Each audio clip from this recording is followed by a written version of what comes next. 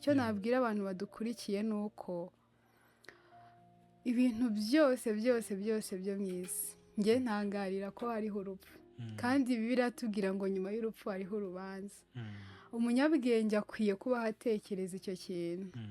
Rero mu Baheburayo igice cya 2 harimo umurongo uvuga ngo Kristo yabatuye abahoze mu bubata bwo gutinya urupfu mu kubaho kwabo kose. Rero nyine nahamagarira abantu kugira ngo baze bizere Kristo kubera yuko yanesheje urupfu kandi muri we nyine ni ukuvuga ngo urupfu rwari rudukwiriye rwo kurimbuka. Kristo yarwishyizeho arangije apfa mu cyimbo cyacu kugira ngo twe nitumwizera tutazapfa ukundi. Urwo rupfu rw'iteka iyo arukuyeho rwa rundi rw'umubiri ruhinduka irembo nk'uko umuririmbyi ajya abivuga ngo runahinduka inyungu. Umuntu utarakizwa abatinya urupfu baravuga urupfu agatokesha nubwo tuzi ko urupfu rubabaza ariko kuwizera bari irembo.